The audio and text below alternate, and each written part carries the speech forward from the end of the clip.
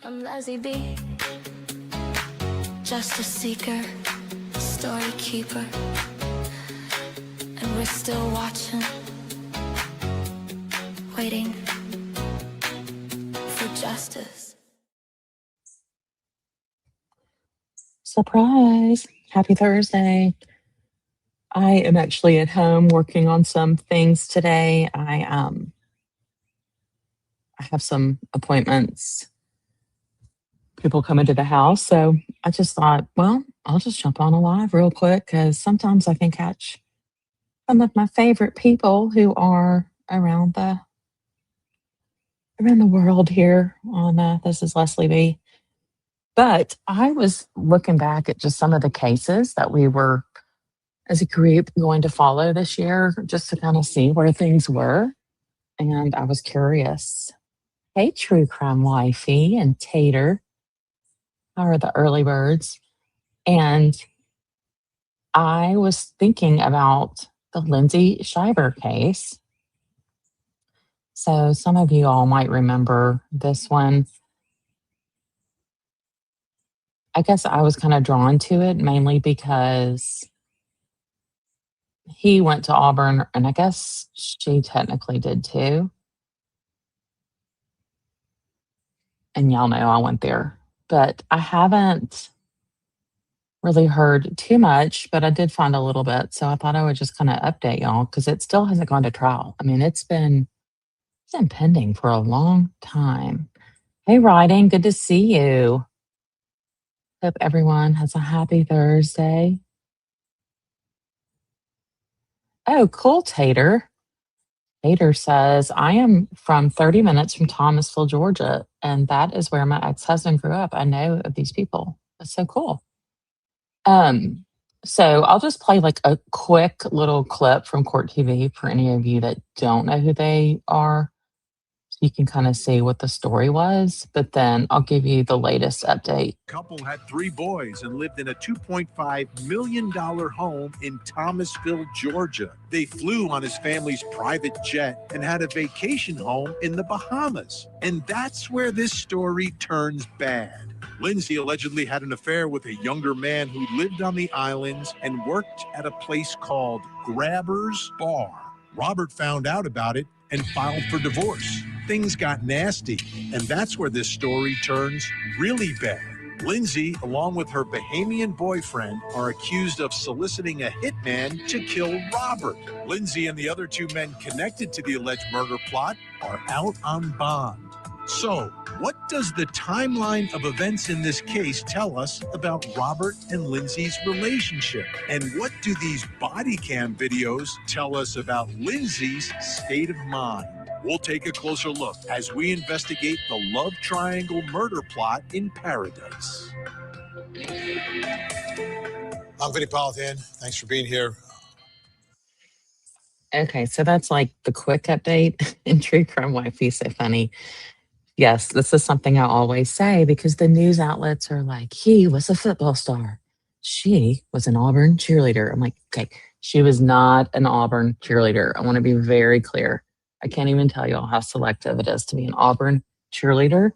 So she went to Troy, which is fine. That's great. And I believe she was a cheerleader there. And yes, she was a quote unquote beauty queen and all this. And she might have transferred to Auburn, but she was no cheerleader. She was not a cheerleader for my Tigers, okay?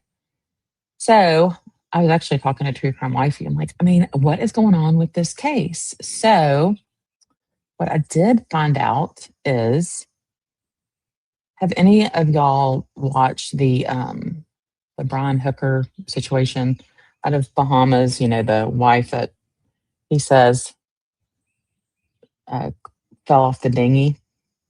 Well, she has hired his former lawyer, who's named Terrell Butler. So this is all very interesting. This is from, what is the date of this? This is from, it's called the Nassau Guardian, but this is fairly recent. I saw a date. But anyhow, I think it was July 1st. The lawyer for an American woman, Lindsay Shiver, accused of plotting to kill her husband, is questioning the court's jurisdiction to hear her case. According to defense lawyer Terrell Butler, Lindsay Shiver was not in the Bahamas when the murder for plot allegedly took place. Prosecutors allege that Shiver hatched the plot to kill American insurance executive Robert Shiver, along with her Bohemian lover Terrence Bethel, and alleged hitman Farron Newbold at Abaco on July 16, 2023. Police allegedly learned about the plot while investigating a break-in at a bar on the island in which Bethel was a suspect. The officers allegedly found incriminating messages while searching Bethel's phone. Butler told Senior Justice Cheryl Grant Thompson that she filed an application challenging the court's jurisdiction last week. If the application is successful, Butler said the matter would, quote, fall away. Grant Thompson is expected to hear the application on July 31st. She will hear the prosecution's application to revoke Shiver's bail on that date. So Lindsay is being held in Alabama, in Birmingham, or she's on house, what do you call that, house arrest with an ankle monitor.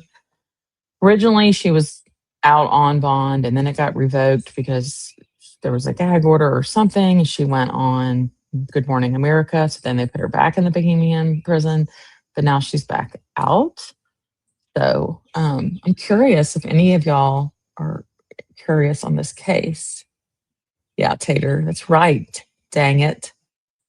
Troy State is no Auburn. Yes, Tater, you asked if she's still in house arrest in Alabama. My understanding is, yes, in Birmingham. I have some friends in Birmingham. Maybe I'll ask them if it's been on the news. This Tater, the sailing hooker killer. Yeah.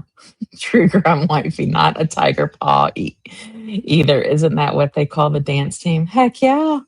Tiger paw. So there's a girl I went to high school with here, and she was a year younger than me, and she was at Auburn. And then I was home one year, for holidays, and everybody's like, oh yeah, Rebecca, she's a cheerleader. I said, excuse me, she's not a cheerleader. She's a tiger paw. Okay, let's just get it all clear. Hey, Malka, good to see you. Good morning. Thanks for the extra H's. Am I mispronouncing? I'm sorry. Or maybe someone else did. Yeah, with the ankle bling. She wanted it removed so that she could be like an influencer or something. That's what I heard. I don't know. Yes, the ankle monitor's got to be screwing up the summer outfits. It's got to be hot. I mean, wearing the big black plastic around. So I thought that was interesting. And then I also found this out of the Thomasville Times Enterprise. So this was back in May. So their divorce has still been ongoing. And the Thomas County Superior Court Judge Gregory Voiles denied Robert Shiver's motion to seal his entire divorce matter on April 29, 2026, allowing Lindsay Shiver the opportunity to use the documents in her looming criminal trial if necessary. On April 5th, 2023, Robert filed a complaint for divorce. 2 years later, he and Lindsay agreed to a parenting plan that was approved and signed by the then Judge Brian McDaniel. On October 31st, 2025, Robert filed a motion to seal the entire divorce matter. However, Lindsay quickly filed a response. November 13th, the two then appeared in court April 16th, 2026. And during the hearing, they basically said they were not going to seal it.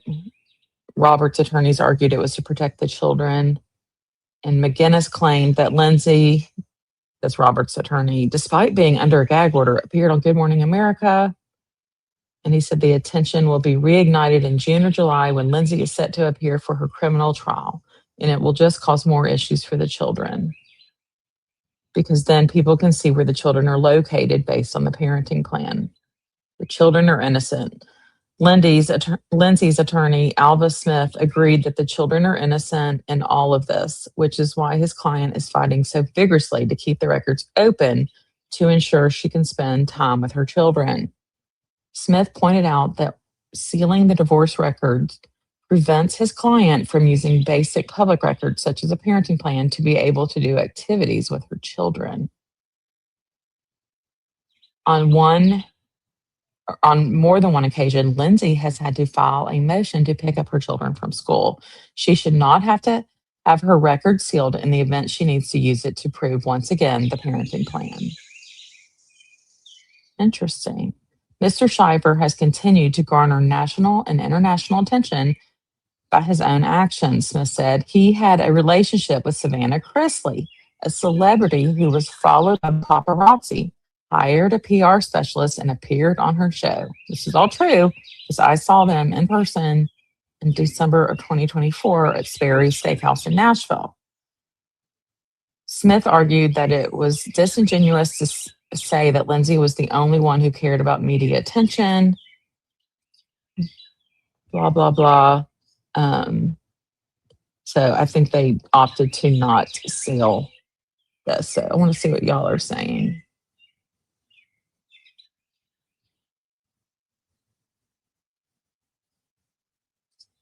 I heard Terry Bowden really liked the Tiger Paws and got one preggers. Yikes, rumor in early 2000s. Yeah, that's true. I don't know if she was a Tiger Paw, but so just so y'all know, Terry Bowden was the football coach in the 90s, and we went 13-0 that season, but we were on probation, so we didn't get to go to a bowl. But one of the huge, like big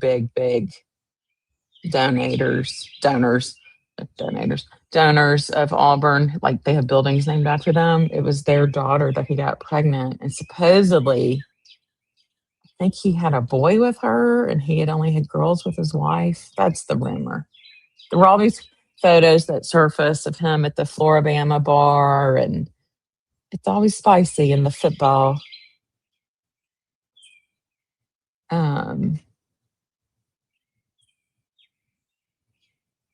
Let's see, Tater. I bet Lindsay hates that he moved on with a real celebrity. She's a wannabe. Oh, wow, Malka. True story. 2 days ago, I saw Daddy Chrisley and Dillard's in Nashville. Okay, have they not moved to South Carolina? I thought they were moving. So I have a lot of stories I've heard, and I'm sure Tater has too around town, that he has several man friends around town. One of my friends used to live right down the street from them, or where Savannah had been living. I don't know, but he was known for that. Okay. Tater says, one of my clients lives behind them in Belmead. I saw him walking down the road a few years ago. He's not a big dude. No, he's not. Yeah, I thought they were. Malca, you live in Green Hills? He was in he was in women's lingerie. I'm kidding. Yeah. So he was in the men's department. Dillard's has a good men's department. Yeah, there's definitely something different with him. I'll just leave it at that. I'm going to try something real quick. I want to see if y'all can see Savannah. Because she used to have Robert Shiver on her show. And y'all have to know, I mean, he's a good bit older. And then she would kind of pretend that, I don't want to say pretend, I shouldn't say that, that they were, what do you say? Talked about though, going to and shady. why are you so against Bama? Let's tell the world. Because I'd bleed orange and blue from my days at Auburn back in the day. So you played football at Auburn. I did. You played football at Auburn, then played for. Okay, so the first time I saw this, I'm like, oh my gosh, yes, Team Robert or whatever. The Falcons, and that's where his infamous photo on Google comes from. How do you feel about that photo? I feel like I was preparing to play in the NFL, and had to pack on as much weight as humanly possible to try to block these 300 plus pound guys that had bad intentions. Yeah, for sure. Grayson, we do not need your commentary. So, first off, can we talk about that photo and when that came out? Yeah, that came out back in. I guess we have to like backtrack though. Well, because like that photo had already came out when you played for the Falcons. Yeah, that was my rookie photo. Yeah, that was your rookie photo. And then it had a massive resurface in what, 2020? 2023. 3. And so when you and I started dating, I just want to preface this by saying we have not spoken about our relationship or posted anything. No. And well, now we're breaking the ice. Yeah. A year and a half later. Yeah, a year and a half later. So when we started dating, do you want to tell everyone how you slid into my DMs? Oh, is that what we're going with? Yeah. And he also told her he loved her, I think, on their first date. That's the stance and position we're taking.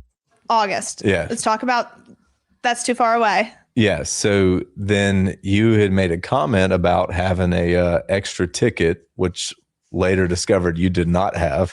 No, then you said, you actually said, well, let me know when I can come to Nashville and like take you to dinner. Yeah. That's what you said. Okay. Exactly. We'll go with that. And then I was like, oh, probably not a good idea because I was also talking to other people. And like let's face it, y'all, like until like you're in it, you're not like really in it, you know? So I was like, I can't mess up. I agree. Her voice, for somebody who was in pageants, you would have thought she'd had like some different voice training. Yes, I'm outside if y'all hear birds. Hey, Miss Poffles, you're listening while you work. So Malka, you were at a park in Nashville in Green Hills, and the production crew asked you to leave because they were filming the Chrisley show. You said no. They asked you to sign a disclaimer in case I got filmed, and I said no. Good for you. Yeah, everyone in Nashville is happy to hear that they were gone, but the fact that you saw him in Dillard's is concerning. You asked to see their permits. You were just walking in their way. Was this the park on Estes, or was it the one over at Palmer Park?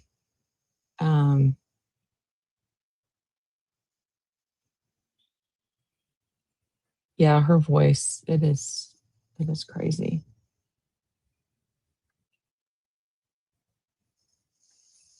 What I got going here. So, well, you got a lot going here, huh? So I said, I'm actually taking Grace, and this was on like a Monday, probably on a Monday. Like on a Monday, I was like, I'm taking Grace into the Morgan Wallen concert in Boston. Like, feel free to meet me there. Not thinking that like you were actually going to say yes. And you were like, all right. Oh, wow. So they slid into DMs and then they went to the Morgan Wallen concert in Boston. Was their first time meeting. Done. And I was like, oh God, I've told him I have this ticket. I did not have a ticket, y'all. I had to go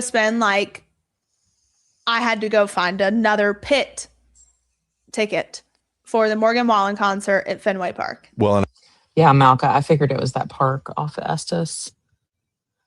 I used to take my son there all the time because it has that little walking path, and that would be close to where they lived. I've worked with a guy up in Boston for like 7 years. Yes. So I was like, well, Josh, it makes it easy for me to, jump up to Boston. I can work all day, and then we can go to the concert that night and just make like a little, deal out of it. And just so y'all know, his family is loaded. I mean, I know they say he's this insurance executive, but the like Twinkies, like the flour company, that's his family, right?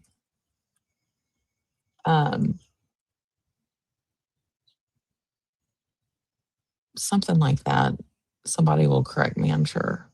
But I mean, they're like mega, mega, mega, mega, like private jet rich. Josh Then ended up Josh tagging came. along with us, and Because y'all did your like, and I think that's what was so like. We met there. That was also what was attractive too, was your work ethic, and it was like, all right, well, I'm gonna go get work done. I got stuff to do with Josh. We'll go to the concert later. But with it, the whole thing was absolutely insane when we got there. First off, Grayson, do you remember that Uber ride? Grayson, do you remember that Uber ride? And I said, okay, great. I said, and you said, hey, just got checked in. I said, awesome. What floor are you on? And you said 17. What about you? And I was like, 17. and then you said, Oh, how cute. They were put on the same floor of the hotel. I said, well, what room number are you? And you were like 1701. What about you? And I'm like, 1703. Like Yes. we literally, like, you got off the elevator and you were like first room on the left. Yep. And I was second room on the right. Yeah. And I was like, this is just insane to begin with. It was absolutely insane. Yeah. I mean, you couldn't even, the whole thing was crazy. Then I have like a knock on my door. Champagne was dropped off at my door. I was like, that's really sweet. That was paid for, by the way. The other rest of it was not. That was paid for. The other wasn't. Okay. And then I got ready and I came to your room. I remember being so nervous. Writing is every producer named Grayson. You're hysterical. So Grayson is her brother, younger brother. He's like 20 something young. And like, Well, take my shot. And I remember you like going over to the window and it this was like, all glass window. you know, looking outside at Boston. And What was I wearing? you were wearing a denim, like, you know, outfit. It was all denim. And you just like leaned up against the window, which I later discovered that you did this intentionally to like be like the Dumb and Dumber movie where you're putting the vibes out. and I'm like, this should be it's going to be a pretty interesting night, to say the least. Well, then what was even crazier, we were both absolute psychopaths because we're sitting there talking. Who else? Josh was there. And Okay. So, yeah, that was their first date. I mean, I'm just curious what y'all all think of it. It just, I don't know. My whole opinion of him went down when he started dating her. And I'm just gotta say, like, I wish this trial, I don't even know if the trial's gonna happen because I have a lot of questions about it. So I'm just curious if I'm the only one. Wanted y'all to see a little bit more of the argument that Lindsay Shiver had. Time I talk about this story, the first question that pops into my mind on July 21st. After 13 years of cover, all roads lead to narcissism. And I think that's what's happening here. And the thing is with narcissists, they're pretty good at cutting off their own nose to spite their own face. And I think that's what has happened here. The level of entitlement that she had was absolutely stunning. But after 13 years of marriage, living this high life, I guess it's kind of the normal for him. But all that being taken away from you, just the thought of that because of your own poor choices, it's too much to handle, especially if you are a narcissist or have narcissistic tendencies. So rather than deal with change like a healthy person, they go to extremes with this rage and this arrogance, and they believe that their actions are justified. Tim, what do you think went wrong in this relationship? What was it? Well, you know, you don't know. In all fair. Oh my God, we got Tim Jansen. Because Thomasville's what, 30 minutes from Tallahassee? You know, I'm a member of the same country club as Robert is. So I For drive sure. by that home every time I play golf. She lived a charmed life. She had the children.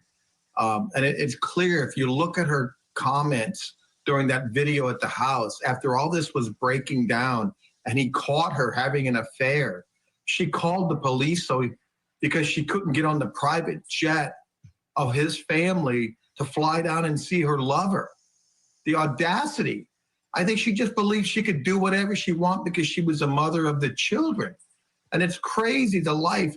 He provided the income, the family, his family had the hospital. He was patient. He was explaining things, this video right here. And she just showed herself to be the arrogant, elitist, entitled person. But see, everybody's making him out to be a saint. So I just have a few questions. True Crime Wifey says, Robert seems nice. I don't think Lindsay will be convicted, though. It's more sensational than what really happened. Yeah, and where was she? Was she back in Georgia when she sent this supposed text?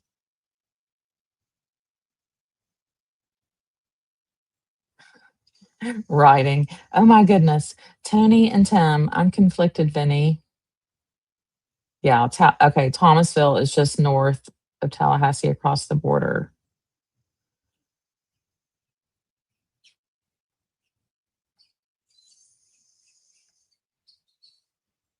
And at the end of this, you'll see the deputy walks away and looks to the other deputy and says, money. Can you believe it? They're fighting over who's going to fly their private jet so she can see her lover. It's just crazy. And you're right. The most dangerous people are family law cases. My criminal cases, I've got bad people on good behavior. In family law, you got good people on bad behavior. And it's very dangerous. That's the best way to put it.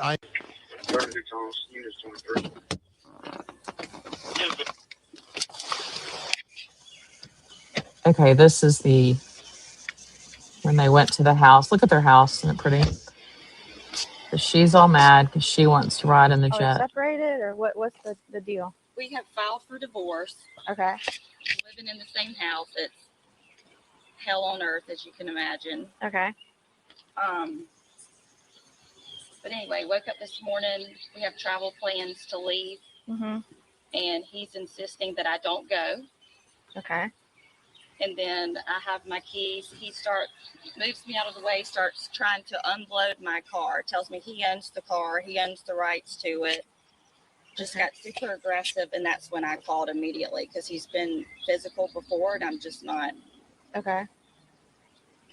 doing that. So are you just wanting to leave? Or is he supposed to be going with you? Yeah, we're supposed to be going with our kids. Okay. All right. So I don't know that's what I was Stretching the truth a little. We're going with our kids. asking dispatch, like what y'all can do if there's even, but of course now he's inside acting. All right, let's go forward a little. Okay, so what's going on this morning? So for the last 3 weeks, maybe longer, she's had her couples trip planned with her boyfriend to go to Key West. Okay, but she just said you're going. That was Key West. But they don't. I'm taking my kids, my 3 boys, to the Bahamas this morning. Our kids. Our kids. Yesterday, she sent a message saying that she's going to change her plans and now get on the airplane with me and the kids to go to the Bahamas. But I own too, And by when the we way. land, she's going to go to her boyfriend. Elsewhere. And me and the kids are going to our house. And I told her I'm not supporting that. And you're not getting on the airplane. That can mess with the kids' heads. And it's just something we're not going to do. Well, I own 50% of the airplane. She, on paper, owns 25 of that. And majority owner, the other 50% owner, and myself are both in agreement to not have her on the airplane. So 75% says we don't want you on the plane. That doesn't mean you get aggressive, push me out of the way, start unloading my car. Push you out of the way. So she owns 25% of the jet, but the other 75% owners, whom I'm assuming are his mom and dad and himself, don't want her on it. Yes, at the back of the car. Okay, Lindsay, I did not push you or anything. He doesn't want me to go.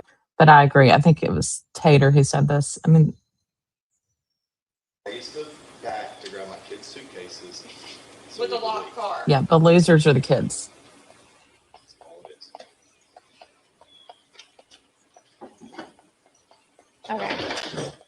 I'm going to tell you both, like I told you a minute ago, y'all are filed for divorce. Okay. in situations like this, the best thing that we always recommend is y'all separate. Don't just separate from each other. You don't need to be going on vacation together if you file for divorce and it's obviously a volatile situation. That's right. That, I mean, I don't know how else to put it. Hey, Malka, thanks for coming. Glad it was good coffee talk. Hey, real happy. Good to see you. Yeah, this was just, I just jumped on. I mean, this was just a little catch up. Other than that, okay? As far as the pushing and shoving, say Georgia advises that you put your hands on each other. That is an act of simple assault, and you can be arrested on that for family violence. Okay? You're saying Pushing and shoving. I mean, I don't know. Did she bring money? Not the kind of money his family has, but I mean, she grew up with a good life too, but nothing like his family. he did. He's saying he didn't. So I got. I can't sit here. It's a he said, she said situation. We run into it all the time. So what's gonna? All the people that I know, if I'm an aggressive or abusive person. You want me to show them the photos? Okay, so here's what's gonna happen today. I'm gonna generate a report that we were out here and that we made contact with the both of you. I'm gonna generate a report that states you said he physically moved you away from the vehicle by pushing you away from the vehicle. You say, I didn't do that. I opened the back hatch of the vehicle, got suitcases. I think this is the company, right, that the family owns or whatever, Flowers Foods. I mean, y'all look, Nature's Own, Dave's Bread, gluten-free, Simple Mills, Wonder, Tasty Cake, Sunbeam. You got Bunny Bread, Butternut, Bubba's, Papa Pita. Yeah. It's always like the simple things, the people that are loaded. You know, it's like these people that live in Belmead, you probably know Tater Bug. They invented the pool noodle. They literally invented the pool noodle. Suitcase and she stepped in front saying you're not grabbing them and moved me out of the way. Exactly. And we're not going to go back and forth. That's how we're going to do that. I mean, I can't tell her she can't go on vacation with you. Okay. Okay. So all that to be said, she's hired a new attorney and it is a lady in the Bahamas who represented Brian Hooker shortly when he was there before he left town or left the island. Because I guess now they're saying that Savannah wasn't even, not Savannah, what's her name? Lindsay wasn't even in the Bahamas. So I just don't know how this is going to go.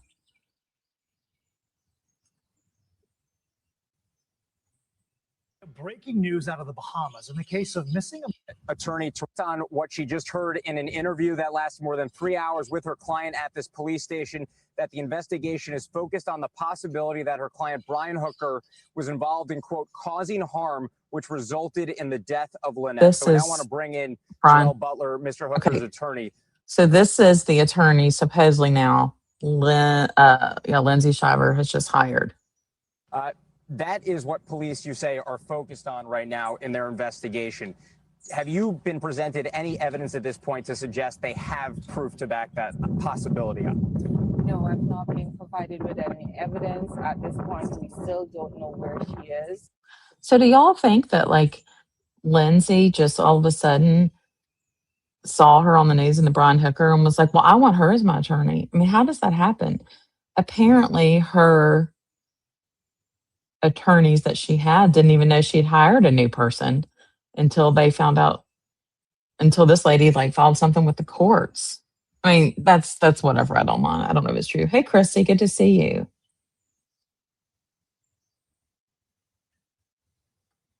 They are divorced now. Yes, but I don't know. But I think she's still seeing the kids. I mean, she's with her parents in Alabama. I don't know. Hey, Caroline. That's so sweet. It's on this Midnight Thursday here in Melbourne, Australia. I love your content. I mean it. And when I said that you'd make a great lawyer. You're so sweet. That's so nice, Caroline. Thank you so much. Yeah. So her trial, it was originally supposed to be in July, but she's just changed attorneys. So, I mean, if she's changed attorneys, I don't know what it's like in the Bahamas, but I would think, in the US, we know what it can move a trial like a year. So, all right, enough of that one.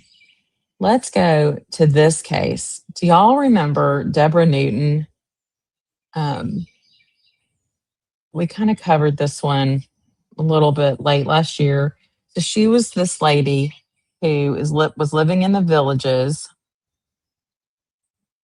in Florida, and then this happened one day. Definitely here for you. Why? We're waiting on the detective to get here, but we have, with all the information that we do have, you have a warrant for your arrest. Ma'am, we're not. I'm so sorry. No, you're okay. I'm so sorry. Okay, go ahead and go home. Thank you. Wait. We're not. I love that part because that her neighbor's like, "Oh, they're coming for you!" Like it's a joke, and they're like, "No, ma'am, we're not joking. You need to back off." I'm so sorry. No, you're okay. I'm so sorry. Okay, go ahead and go home. Thank you. They're coming for you, Sharon. I don't understand. Yes, ma'am. So, You're Sharon, correct? Yeah. Okay. Yeah. all right. So what we're going to do is we're going to put you in handcuffs, okay? So apparently, this is Debra, and when Debra, many years ago, her daughter's like in her late 40s now. When she was like 3, they left Kentucky because the husband was trying to do really gross sex stuff. I'm claustrophobic. That's why. I got you. And so she left, and the husband never found the lady. I mean, this was like years ago, right? Before all the technology we have now. But then the top left here, you can see they did like an age progression. So left in 83, Michelle Newton, and what she looked like today. And so from this, she realized she was a missing person. I mean, she had a new name and identity and everything. And so they interrogated this Debra Newton who had left the situation. Like scary or anything in the aspect of where you went higher, deeper hidden and couldn't get this. I'm done. So, yeah, And when I saw that name on the folder, it was just like so much like a knife going through me to see that last name. I mean, I know that's who it is, but that's not me. I don't want to be that person. which is from what you've told us and everything, and we understand, why. I have a past, and I'm not that person anymore. I had to move away from my family and everything as well. Met my wife here in this county and everything. I'm not from here, so it's been a better life for me. I had to do it the same way you did, but I was able to do that. I'm sure you didn't break any rules.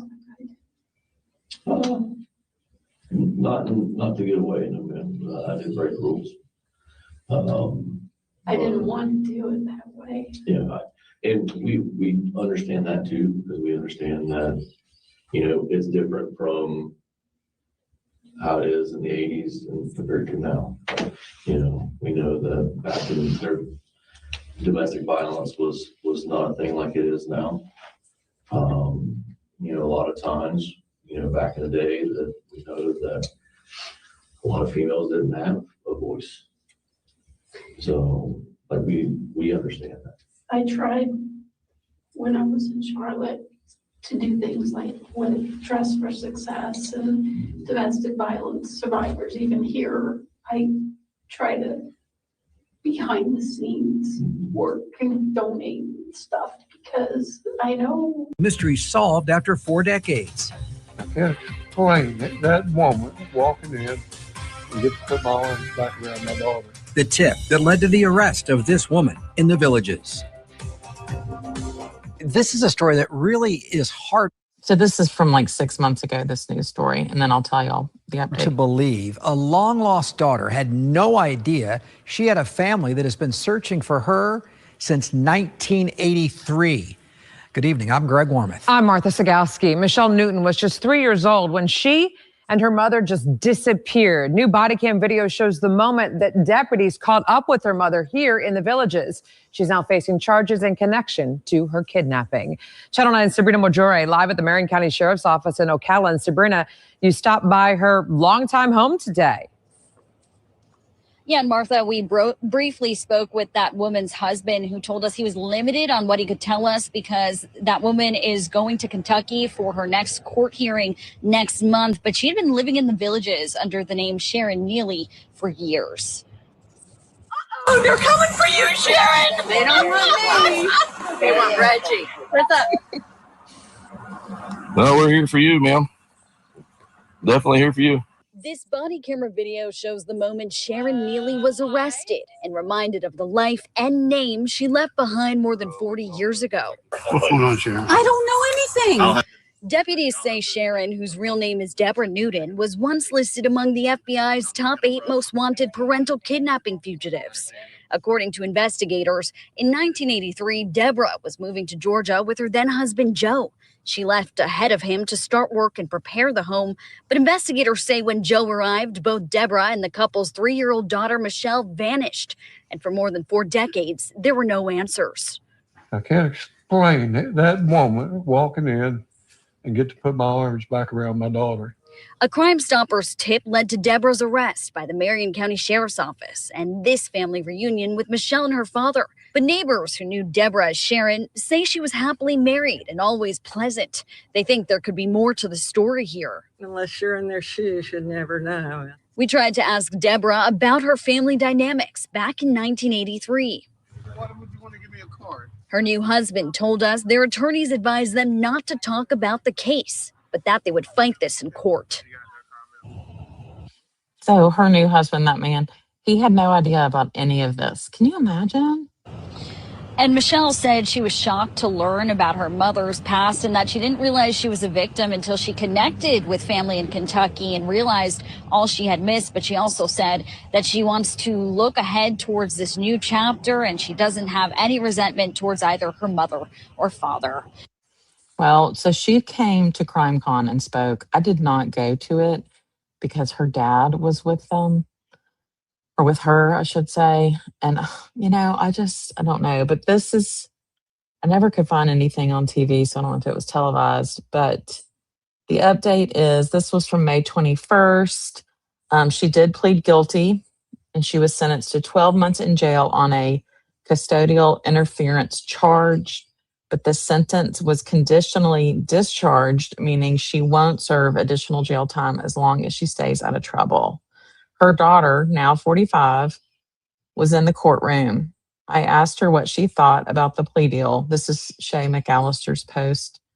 Did she agree? Is it enough? She told me it feels like there was no real accountability. She had no idea she was a missing child until her mother's arrest. Since then, she's been grappling with what it all means. So there was Debra in court. That's the daughter over here on the right, and the dad. So then they came to CrimeCon and spoke. But you say, Taterbug, that is the hell of a secret to keep for a long time. Yeah, I know. Just, we don't know the whole story.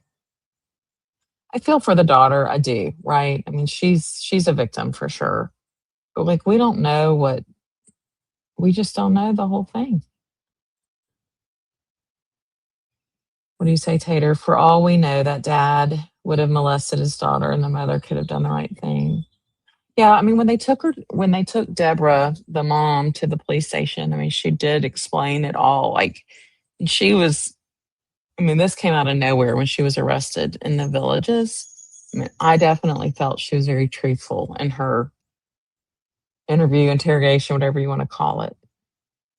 Yeah, that is a lost life to find out like who you are. Yeah. So I don't have anything else, but I know y'all will notice I've been posting a lot of shorts on Facebook because I'm not going to get into all the KD stuff and all the speculation, but she's such a liar. I mean, just go back and watch her 2022 testimony. It was so bad. I'll put some of it up now. He's never He wanted spoken someone about. killed. He didn't care how much he had to spend to do it. No, ma'am. He's never spoken about Professor Markel or And Sarah Catherine did a really good job. murder or having anything to do with that. That's why it didn't. Why would anybody even be talking on the phone? You know, so you coincidentally get the person who was the shooter of this crime that Charlie Adelson's being blackmailed. I mean, right? I was just asking Sigfredo to call the number. Okay, and just coincidentally, he's the shooter. I didn't even know about any of that until the trial. Okay, Bull. so I'm gonna phone forward. that's time on the rental car, and you go back home. I never took him to go get a rental. Wait, I wanted the part October about the money. 2013, that's when you stopped liquor promotions, right? If that's what's on your records, I just know that I worked for another liquor promotion, but I don't know if it was on. Yes, I saw Mentor Lawyer's video. And I had heard the transcript of that where they were just saying, yeah, I mean, they know they're going to have to do something. It just hadn't been determined what yet. So I don't know how all of this got so twisted, but. For as well. And you said that in certain liquor stores, the owner would allow you to get tips when you handed out drinks. Yes, ma'am. Okay. And that you think at the time they gave you paychecks. That's what you said? At the time, maybe. I honestly. Yes, Mentor Lawyer played the exact audio, so you can hear it on his channel. It's the exact audio from that CLE thing with the Tallahassee bar back in March. And you can hear exactly what was said. And so I don't know how all that translated. I just don't know. I'm going to just stay out of it. They cannot recall from 14 at that time too? 2013, yeah. 2013, I can't. I'm asking you about what your attorney asked you. When you were working at liquor promotions though, you said just sometimes you would get tips if the owner allowed that to happen of Yes, the liquor ma'am. store. If that's what I had said, yes, ma'am. Okay.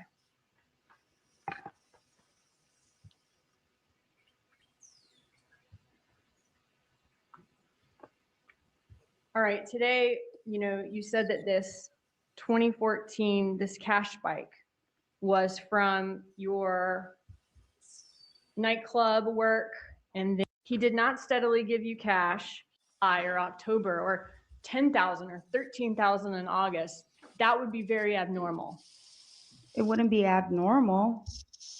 It would just, you're trying to say if I could remember that amount? No, I'm saying that before you said $1,000 have been a significant amount. Yes, ma'am. Okay. So if he was giving you more than that, that's something that you would remember. That would be significant, right? Yes, that would be a significant amount. But you don't remember. You have no idea. Remember. Yeah, I don't remember a $13,000 spike. Well, I would. If you watch all this, it will just make you want to bang your head on the wall. I mean, her proffers make me want to bang my head on the wall, but her testimony's right up there too. I like it when they're like, and you were getting this payment from Charlie so you could get your children on Medicaid, right? But yet you also got a boob job. And she's like, no, I had been saving that money. Right.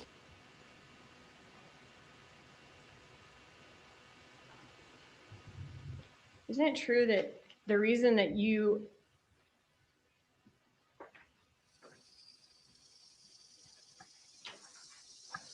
move on?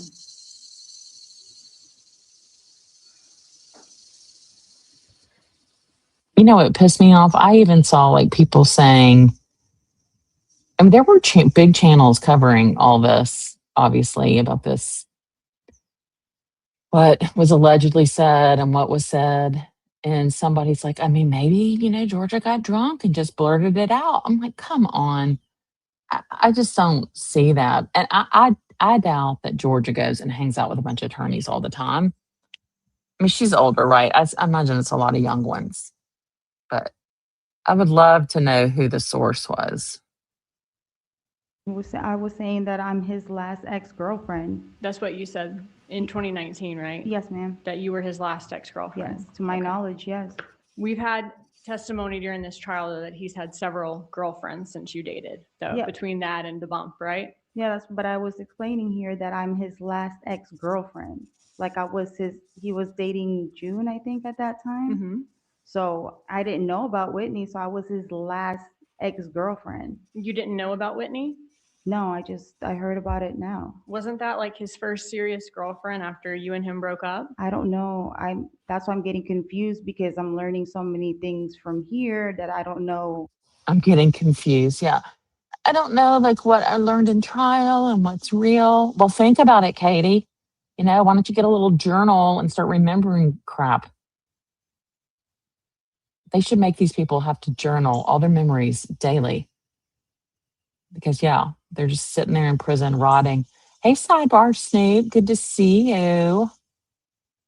When I knew that that was his girlfriend or I knew of that girlfriend, I know about June because she testified over here. Okay, I mean, you knew that he was talking to lots of girls Yes, ma'am. and dating lots of girls. Yes, ma'am. And you would actually chastise him in the message. I mean, Katie does not even fit the profile for Charlie at all, who he dated. I mean, yes, okay, so she's Asian, but June, it's just so different. I can't even, she was totally picked for this reason, just like Wendy picked Jeff. Yeah, I thought that was interesting, Tater. That was new to me. I know that Mentor Lawyer got through FOIA Donna's planner, and he had noted it, but Georgia and Jason, they said in that CLE Tallahassee Bar Conference, they didn't even see it, but in the planner, there is a note on there from the 2014 planner. Donna had to pay Catherine. Can y'all imagine? So what else is in that planner? And why did she still have that planner? Why didn't Donna burn that? I mean, they confiscated that planner in 2023 when they went to her Miami condo. So they leave for Vietnam and she leaves it on her desk. Is about like him dating so many girls, moving them into his house, letting them drive his cars, right? Yes, ma'am. And you would check in with him about these girls. So you would say, you know, are you still talking to this girl, right? I might have mentioned it, but just to say it, you'd have to show me. Okay. In December of 2015, you say, are you still talking to the lame chick, the girl who's hot and is really not? And he says yes, or I'm still seeing her. Yeah, but I don't know which one that is. Okay. I guess my point is, you know that you Hey, knew that Susan. you were not his last ex-girlfriend. To my knowledge, I was his last ex-girlfriend because he was dating June. Mhm. Didn't really know. I didn't know about Whitney. I don't know if I've learned it from trial, but I was his last ex-girlfriend. If he was dating June and he dated me, I'm his last ex-girlfriend. But by your own admission in the wiretap call, you say you've had 1 million ex-girlfriends, right? I understand that, but I'm saying I'm his last ex-girlfriend. We're talking about Me? this. Right. But you and him had broken up in the fall of 2014. And this bump is in the spring of 2016, right? Yeah, exactly. Don't feel sorry for Katie. When you start seeing all the stuff she was getting, the trips, the offers, oh, here, I'll title the boat. Oh, here's the Lexus. Oh, let's get you these. Let's give you all this cash. She knew. And you can't tell me that there was not some conversation that day on the beach. There had to be something. And in the last trial, when Wendy testified, what did they say? So you met her twice? And did she say, well, 2 or 3 times? Because we know of 2, right? The beach and Yardbirds. There was something off. Been together with Sigfredo Garcia again for a year at that point, at the time of the bump. At that point, okay. Right. He had dated tons of girls in between that, right? I believe so. Okay. You were not his last ex-girlfriend then. But I'm saying from the timeline from June, like June, the girl June. Right. I was his last ex-girlfriend. We were talking about it in here. Like you're talking about wasn't this from the That was bump? from October From the bump, though? The transcript you're looking at is from October of 2019 when you say you were his last ex-girlfriend at the time of the bump. That's what you said last time was the reason that he called you when an ex-girlfriend was mentioned. But that's what I'm saying. But you're talking about a specific date on this, what's going on right now, too. This is not on the 19th. Hey, It's the JJ. transcripts from the 19th. Right. I'm saying, though, that you knew you were not his last ex-girlfriend. Isn't that true? I'm confused because I'm saying that I was his last ex-girlfriend. What are you talking about from when we were talking in Dolce Vita? Right. So you Okay. thought that you were his last ex-girlfriend. Objection, before. ask and I'm answer. so So you can ask it one more time. Yes, and sir. that's it. You believe you were his last ex-girlfriend ma'am. before the bump, and that's the reason he called you? Yes, ma'am. Okay.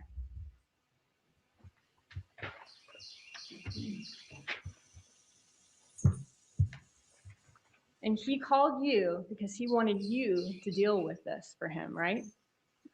I don't know if this is the reason why he had mentioned my name and why he wanted me to call. Okay, well, even before, though, that you knew your name was mentioned, you were willing to help him with the problem, right? I was listening to him. I don't know at that moment if I was saying that I was willing to help him. Okay, I want you to look at that same page, 154, lines 17 through 19.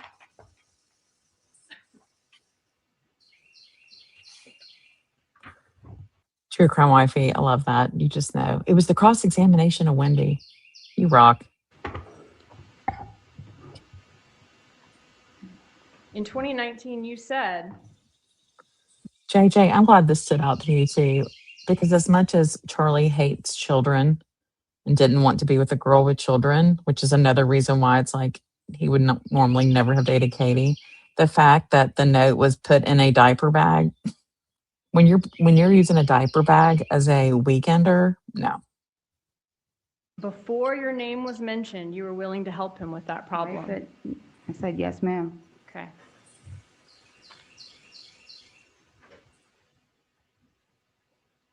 And you're asked by Charlie Adelson to call this number. You don't know why he's asking you to do this other than you're his last ex-girlfriend. Okay, so really quickly, I can let this keep playing. I've got to have a call from 9:30 to 10. So I can let this play, but I won't be pausing it, or I can end it and then maybe come back later today. But like after my 10 o'clock, I can come on here. So I need y'all to tell me what you would want to do. I mean, I don't want to hold people up, but y'all tell me. And then the person that you get to call the number, coincidentally, just happens to be the shooter of the crime that Charlie Adelson thinks he's being blackmailed for, right? I mean, Rebecca, we need you to go on down to the state attorney office today and just talk to Georgia and show her all the videos and ask her to comment. Can you ask your question one more time? You were asked by Charlie Adelson to call this number on the article. Yes. You got someone else to do that for you, right? Yeah, I asked Sigfredo to do it. So you coincidentally get the person who was the shooter of this crime. Okay, I'm going to let it keep playing. I'm here. I don't have to go yet, but I'm going to let it keep playing. I just don't want y'all to be like, did she fall asleep? I'm here. That Charlie Adelson's being blackmailed. I mean, right? I was just asking Sigfredo to call the number. Okay, and just coincidentally, he's the shooter. I didn't even know about any of that until the trial. Okay, so that is a coincidence. In your opinion, I believe so. All right. And it may not be 30 minutes. It could be shorter. No, I don't think it's a coincidence. You're saying that that's a coincidence. You didn't actually have anything to do with it. No, ma'am. And you didn't actually know what it was about or who you were getting to call for that reason, anything. No, ma'am. Do you know what's really impressive about Katie? She wore these glasses in the 2019 trial, and she's still wearing them in 2025. Now I realize in prison, it sucks. That's a long time to have the same pair of glasses. And it might have even been the pair she had when she got arrested. Other than the fact that they said Katie and Tuto. Yeah, and when Charlie Adelson told you that his mom said it has to do with Tudo and Tato, why didn't you say, you know exactly who that is, Charlie? Tudo is Sigfredo. No, he was saying it in different ways, and then that's why I never corrected him. I know, like, they've asked me about that before. I didn't know that I had to correct him and say, well, you know him. You know the father of my kids. Like, why are you saying the name different? And he said that though multiple times. He said, I don't even know who Tudo is. He said that on the phone, and he said that in Dolce Vita, didn't he? On the phone, I think I heard it, but on the Dolce Vita, I don't remember. And you just didn't correct him, just didn't ask why I he was just acting like didn't- he didn't know who Tudo was. That's the whole reason why I'm even in here, because I wasn't asking the questions. Why don't you ever mention Garcia's name to Charlie Adelson? Why don't I ever mention his name? Right. Like the Tuto? No, why don't you ever say Tudo or Garcia to Charlie Adelson? Why do you just say he this, he that? I never mention his name to him. Right. Why not? I just don't. Like, I'm not going to be like saying, I don't know. I didn't. Why don't you ever mention Charlie's name to Sigfredo Garcia? I've always referred to him like my friend, or vice versa. Like, I always say my friend.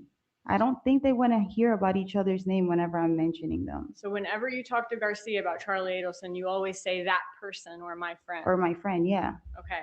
I mean, if you called him and are talking to him about that person, well, how does he know who you're talking about?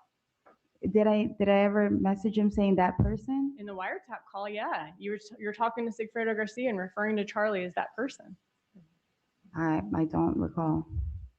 Why don't you just say Charlie? I never mentioned either one of their names because I don't know. I just didn't. I mean, isn't the reason though that you never say their names is because you were all afraid that law enforcement might be listening? Well, apparently everybody had a burner phone, so why would anybody even be talking on the phone? Charlie called you. Charlie said that he wanted the problem flushed. That problem was this bad guy that was trying. Not in evidence. Overruled. That was trying to extort his mom. That was a joke. Okay. But he wanted you were the person that he wanted to take care of this problem, right? Yes, because somebody mentioned my name. We've Right. gone over this. Out of all the people in the world, though, he chose you. And you're saying that. Because they mentioned my name. Okay. Today. And Tuto's name, and then mentioned Tato's name. So yeah, that's why I was confused. All right. What happened in the car before y'all went to Dolce Vita? I don't even recall that. That's what I was asking when they said. I know, True Crime Wifey. I love it when they start mentioning burner phones because they know. And aren't there a bunch of numbers that aren't claimed?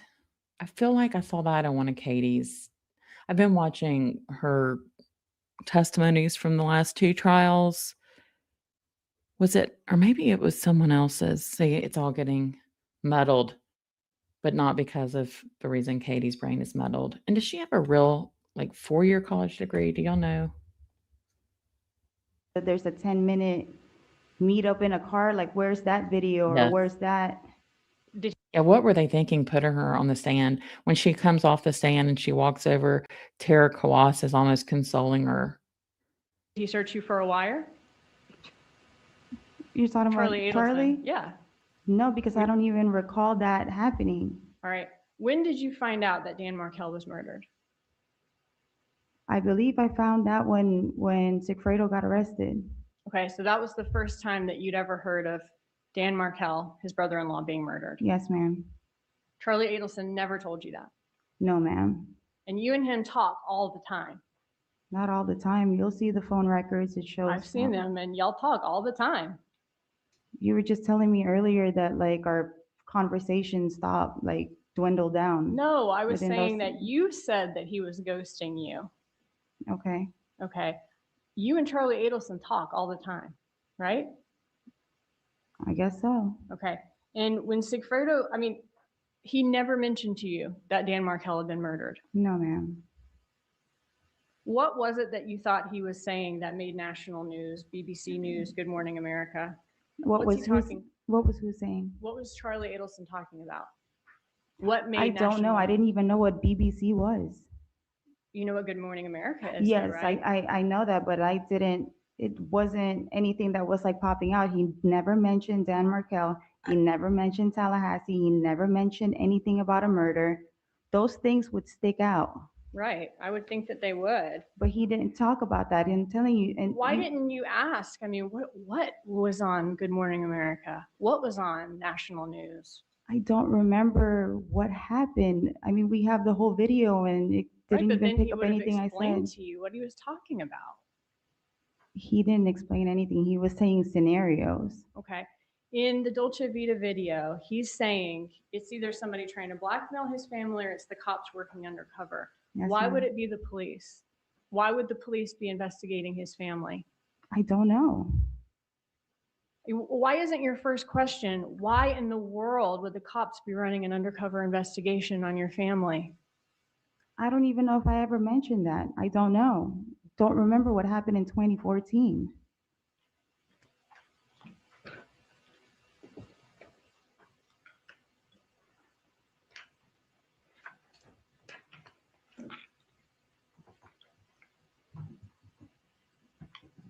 Looking at page 155, lines 3 through 11.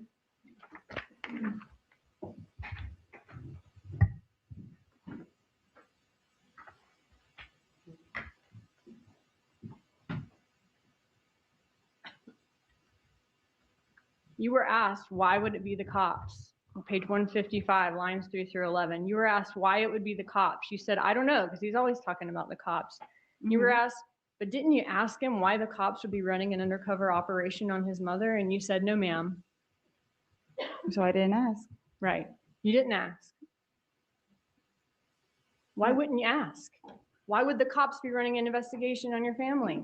I don't know. That's the whole reason of why he was meeting up with me, because he doesn't even know what was going on. Now I see that he did. Right. I mean, we're not talking about him though. I'm saying you didn't ask why the cops would be running an undercover investigation on his family, did you? No, ma'am. Okay.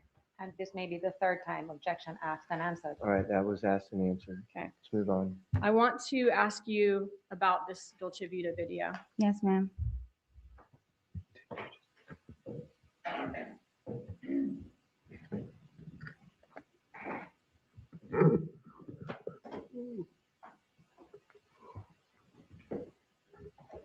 That would make sense that she got pregnant while she was in college.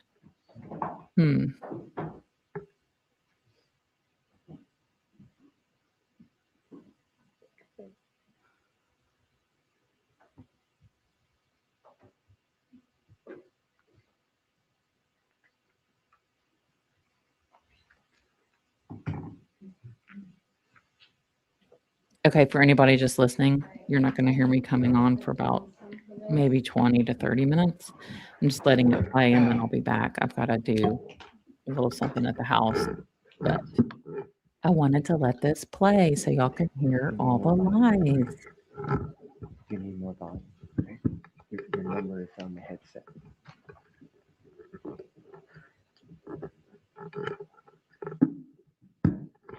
Okay, just tell me.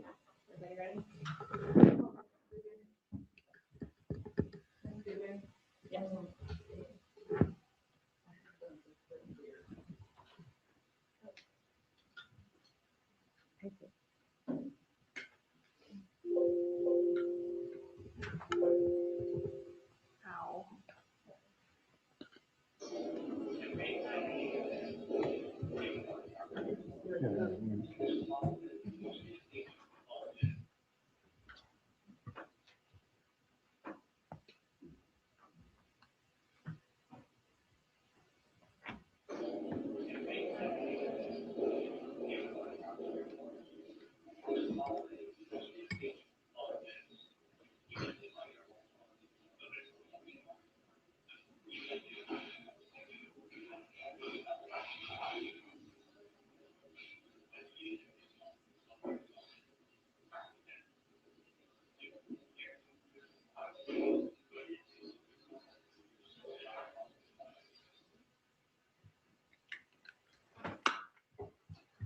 All right, so Charlie Adelson says in that clip. Objection, Judge, as to what Charlie Adelson said? Overruled. This is, she can give her interpretation. It's up to the jury to decide, but she can ask the question.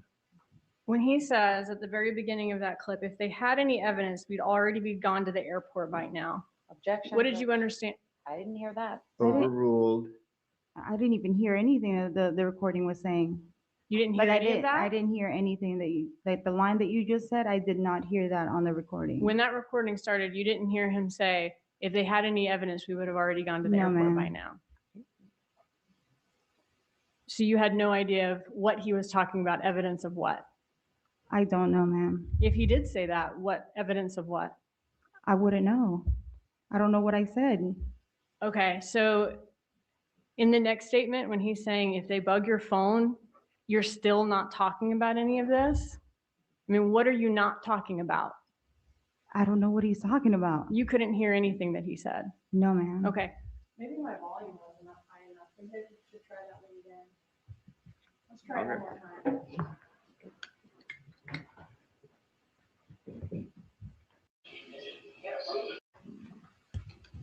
Know what he was talking about. I didn't know what he was talking. He's saying scenarios over and over. Why is he talking to this about this with you? I don't know. What is he saying the cops aren't going to have evidence of? I have no idea. You had no clue. No. And you didn't ask either, did you? That's your I testimony? don't remember what we were talking about, or if I asked him. I mean, I hear myself responding, but Right, but you did say that you never asked why the cops would be running this undercover investigation, right? I believe so. Okay. You were in this Prius that Garcia and Rivera rented for the July trip to Tallahassee. You were in it at some point, right? No, ma'am. You never sat in it? Never sat there. Never rode with Garcia just to get food or something? No, ma'am. All right. The father of your children was in that Prius though, right? Well, with the picture that they've showed, you see, yeah, he was in that Prius. Okay. And in this video, Charlie Adelson is giving you examples of how just because a person was in a car that someone used to commit a crime, that doesn't mean anything, right? On what video? On the Dolce Vita video. I don't recall that part. Okay.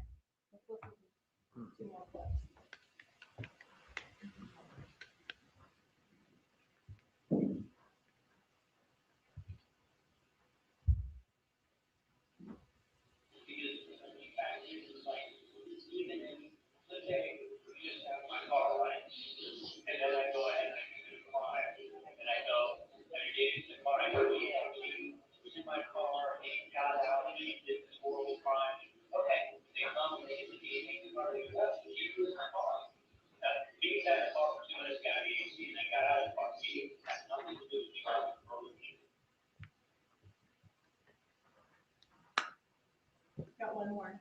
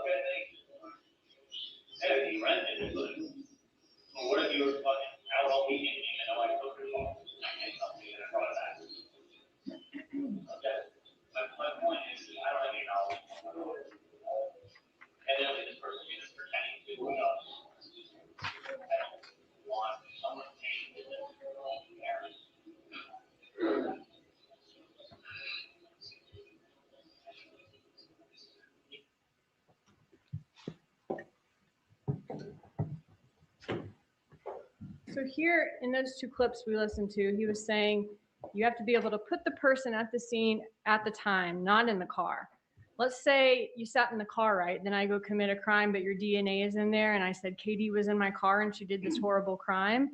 Okay, they get your DNA in the car and okay, Katie was in the car. No, that means Katie sat in the car for 2 minutes and got out. Katie has nothing to do with me robbing Burger King. That's what you heard, right?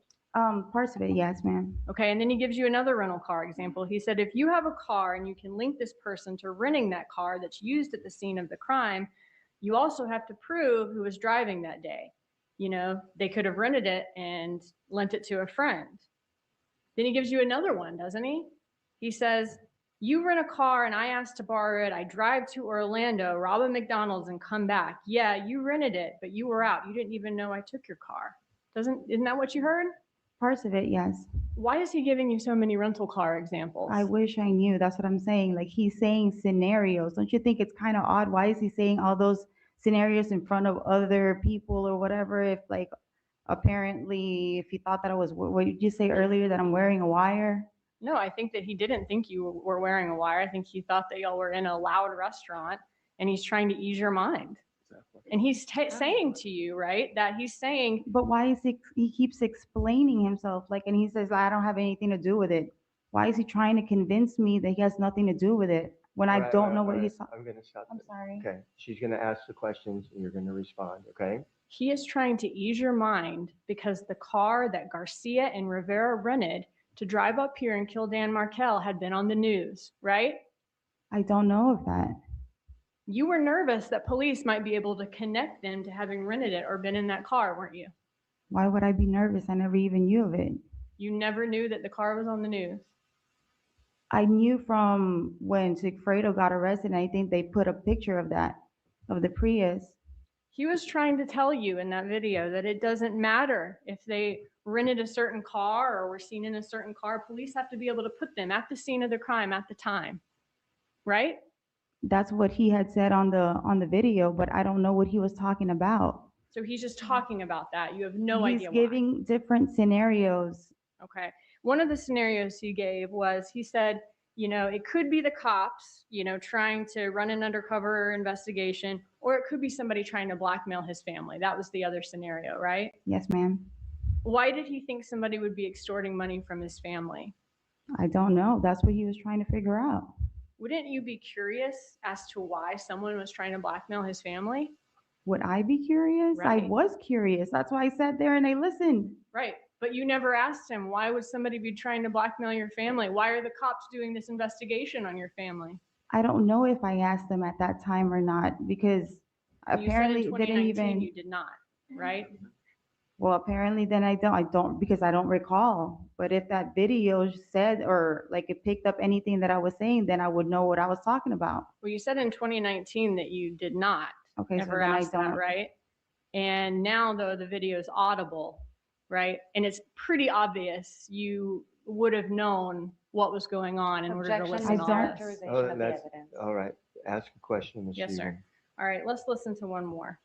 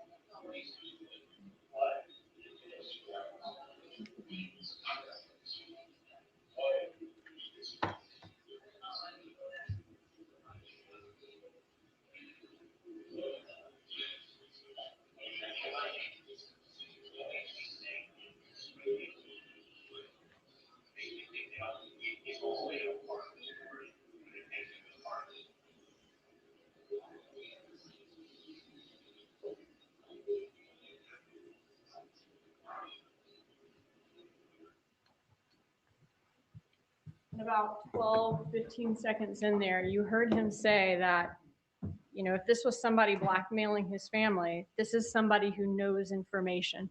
That's what he said to you, right? If that's what it said on the video. Is that what you heard? That this is someone No, who all I knows heard, I information? heard a little bit in the end, but I didn't hear the first sentence, like what you were just saying right now. What is he talking about that these people know information about? I don't know. Keep telling you, I don't even remember. Okay, got one more. No, she just keeps saying nothing.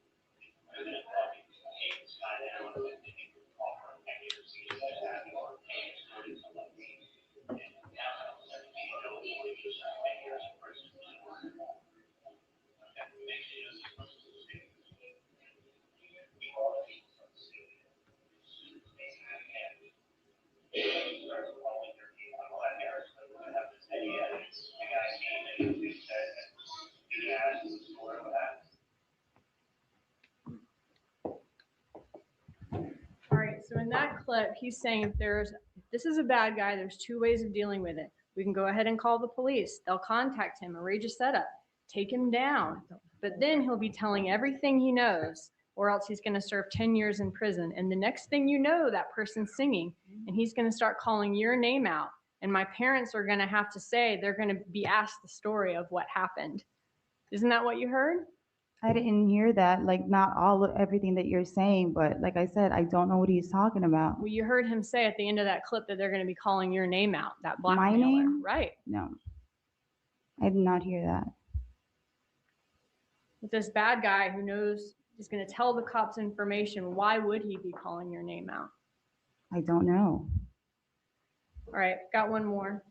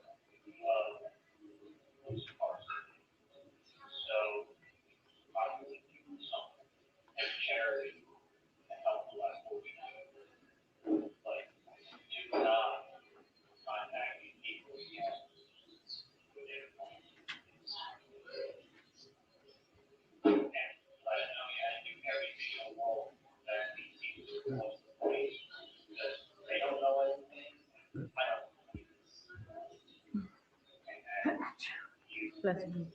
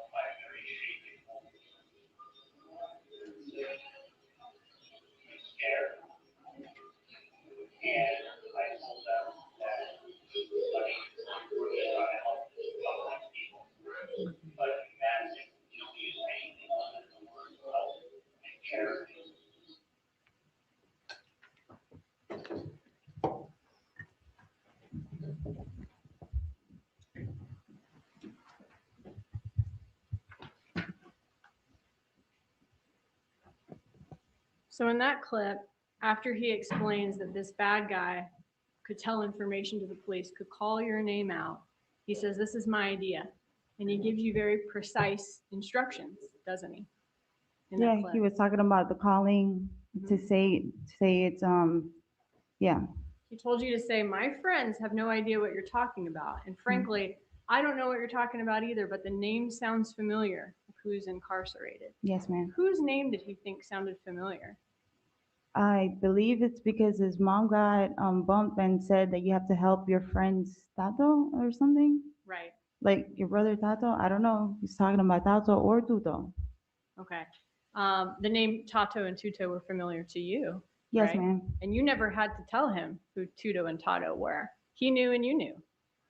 Right? I don't know if he knew. Well, yeah, he did. He knew Tuto's name. Okay. I don't know about Tato. Tato was the one who was incarcerated, right? Yes, ma'am. Okay, and you knew that. I knew he was incarcerated by the feds, but I don't know where he was at.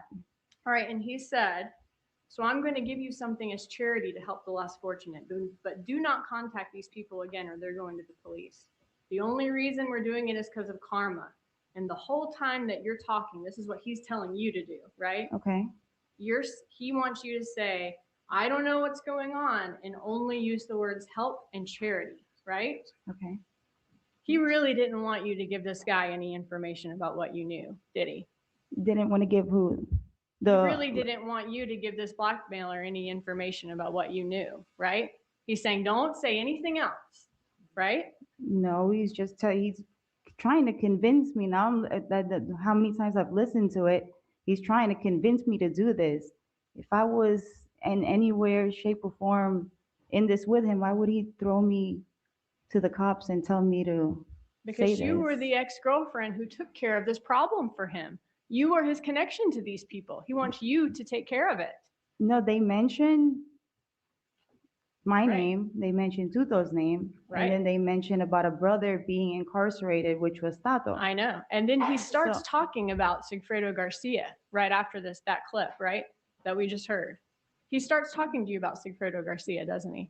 Refresh my memory, like what was Charlie he Adelson saying? starts talking to you about Sigfredo Garcia, doesn't he? I don't know who he was talking about. Okay.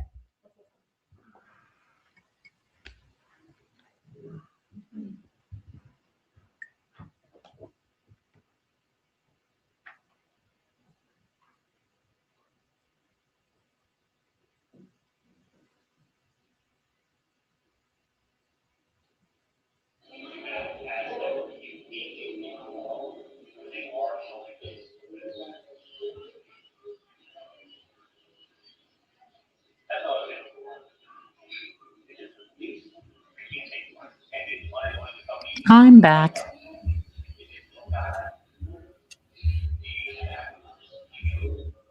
It's hard to hear this kill? What are you talking about?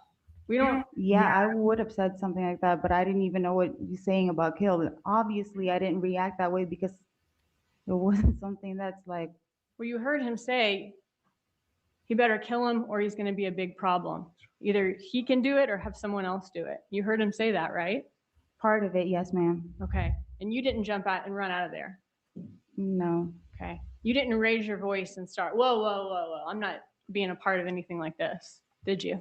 No, but if he's like saying scenarios and he's talking about stuff, like I'm probably not even, like it's nothing that like made me like, oh my God, like what are you talking about? Like, why are you even talking? Period. Charlie said, so help me God, if they fuck with my family, it's going to be Nazi shit. This will be done. I mean, Katie, I don't care what I have to spend. I swear to God.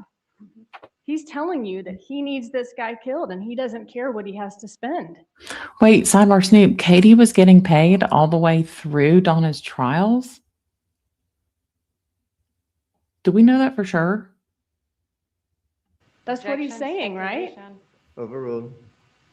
I mean, if that's what he's saying, I can't say what he was stating it for. What did you understand him to mean when he said that? Charlie's always talking about different. You've heard people say that. Okay, True Crime Wifey says, I think that Adelson stopped paying Katie after the bump. I do believe Tara Quas. I just think Katie thought she could get away with it. Sidebar Snoop says, I think they were funneling money to her for her and her attorneys. He's always talking about some weird stuff. Like that's not something that like, oh, somebody is messing with his family. I get that. And somebody's trying to blackmail his mom or I whatever. mean, anything is possible for sure. But it's not to the point where I was like, like it didn't make me like, whoa. I have one question. He said to you, you better kill him or he's going to be a big problem. If he can't do it, have someone else do it. And he didn't care what he had to spend, right? Objection, asked and answered. That's been asked and answered. You seem pretty calm when he's saying this to you. Wouldn't you agree with that? I don't know how my demeanor was. That's what I'm saying. I wasn't like, whoa, like I didn't run out and jet out of there. Had he said that to you before? Like when he wanted his brother-in-law killed? Said what? He's never He wanted spoken someone about. killed. He didn't care how much he had to spend to do it. No, ma'am, he's never spoken of. Katie always answers with the question, what do you mean? Oh, the text? Oh, yeah, the text. I mean, it's like she just thinks that's going to get her somewhere. Hey, Audrey, I'm assuming you didn't get jury duty. I know you had to report Monday. About Professor Markel or murder or having anything to do with that. That's why it didn't raise anything to me. I want to show you one thing. Just going to make this screen. So this is the same clip we've been listening to, and I've been pausing this one. Let's keep listening and see who he was just talking about.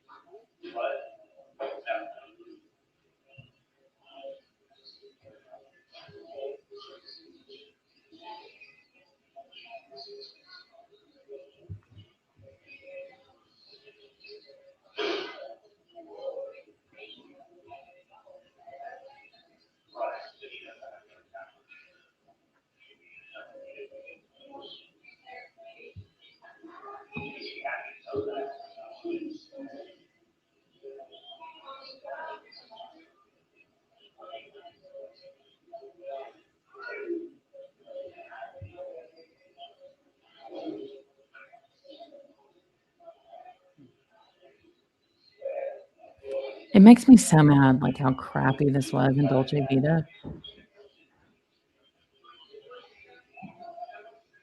6 minutes and 57 seconds in that clip.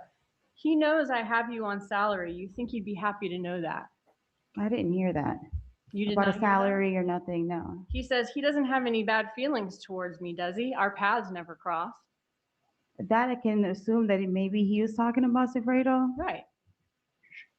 He says, I didn't know the two of you would be working out. He's talking about Sigfredo there. I believe so. Like with what he's saying at that part, yes. Right after, for what we just talked about, he's saying this guy needs to be killed. If he can't kill him, find somebody else to do it. He's going to be a big problem. He's fucking with me. He's fucking with his wife, right?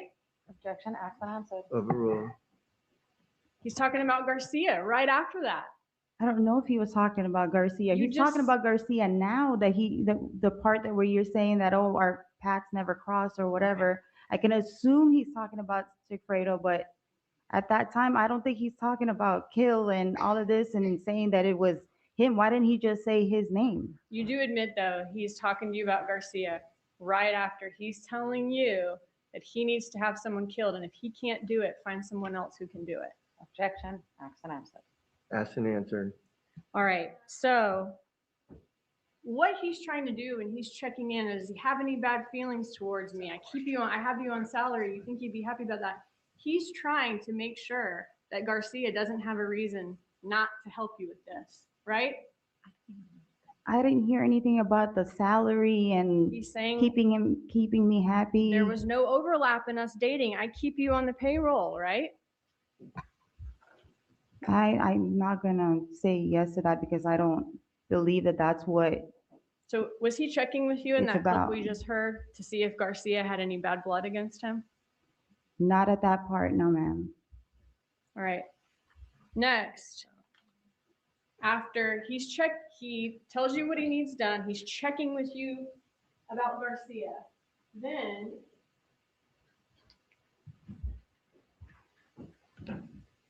about 20 seconds later,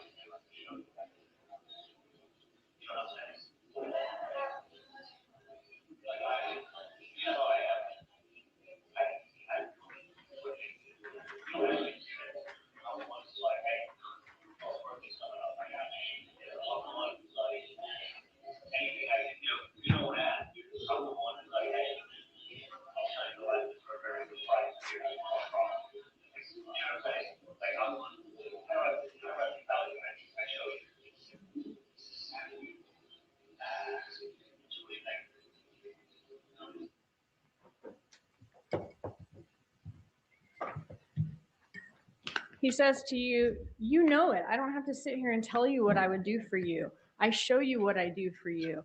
You know how I am. I look for things to do. What's your objection? It's motions in limine, Judge, just in terms of Ms. Duguid's interpretation of what is being All right, said. It's going to The be up to the evidence jury speaks to for itself. decide. That's overruled. Isn't that what he said? Keep going, ma'am. He's saying, I look for things to do for you. You don't have to ask me for shit. I'm the one that's like, hey, someone's birthday's coming up. I got you, right? That's what he said, yes. Okay. Just like when he's offering to send you and your mom on a cruise, right? Well, he offered it, but like I told you, I never went on a cruise with my Paying mom. for the Dominican vacation, right? He looks for things to do for you Okay, to keep you happy. I guess.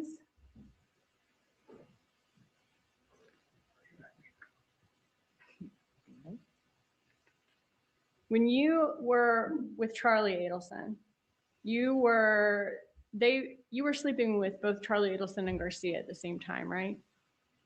I mean, They weren't aware of each other. I mean, they knew of each other, but they didn't know you were with both of them at the same time, right? not that I was, I mean, it might have overlapped, but I don't remember. I don't remember that. Okay. I mean, I don't remember if it was at the Charlie same Adelson time. didn't know that there was any overlap. That he didn't know. I don't know what he knew. Okay, well, he told you we didn't have any overlap. Oh, with the from the video, Right. And you tried to keep them separate. That was something that you did when you were with Charlie, right? You tried to keep Garcia separate from him. Well, I didn't think they'd like each other. Right.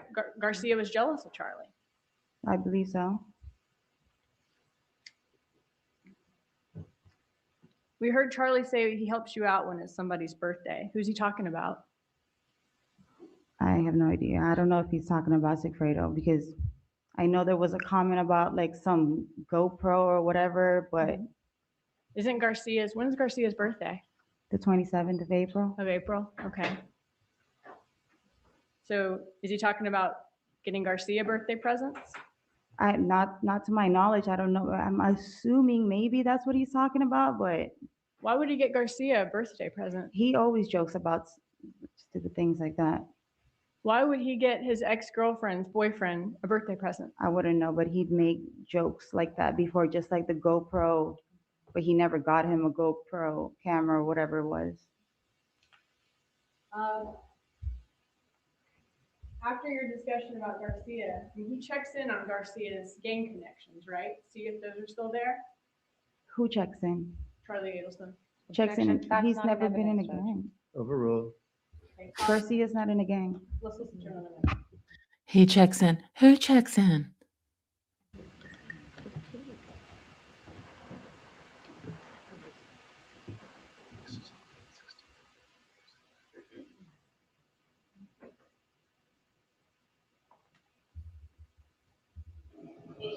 What was that facial expression she just made? Was that at Tara?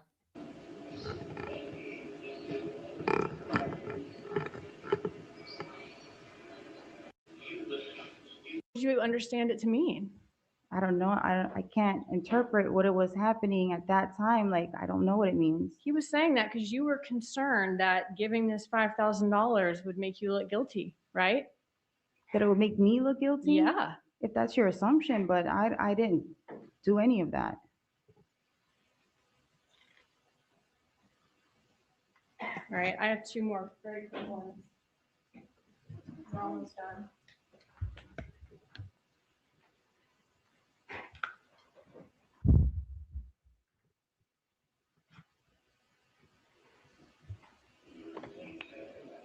Your Honor, I'm just going to object to the state's little subtitle. All right, it's coming on. Yes, I'm going to object to the state using any demonstrative or anything that has their work product or their opinion on it. All right, that's overruled. It was just your identification. It meant nothing to the jury. It came up on the screen. Oh, I'm sorry.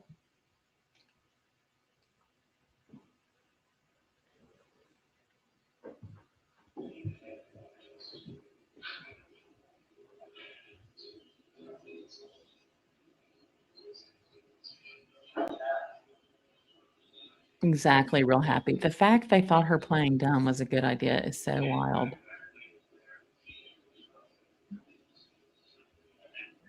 I'm going to forward this because you can't hear anything.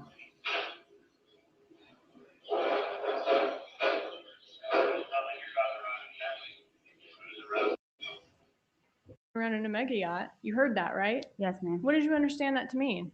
I don't know, but now it kind of makes sense with everything that, like with other people saying it about the money, but nobody ever got money. I don't know what. When he said when everybody there was there the next day, what day is he talking about? I don't know. Isn't he saying when everybody, you, Tudo, Tato, were together the next day after the murder, when you gave them the money, none of you took it and did anything extravagant, right? None of y'all I were. guess that's what it's assuming. That's what it makes it look like to be. Okay. I see it now. He's checking to see y'all weren't too flashy with this. That would draw attention to you, right? Okay. Objection, mischaracterization of the evidence. Overruled. In the form of a question next time the student. Okay. Did you ask him what that meant? I don't recall if I did or if I didn't. Okay. Let's listen to the end of that clip and then I'll go straight into the very last one.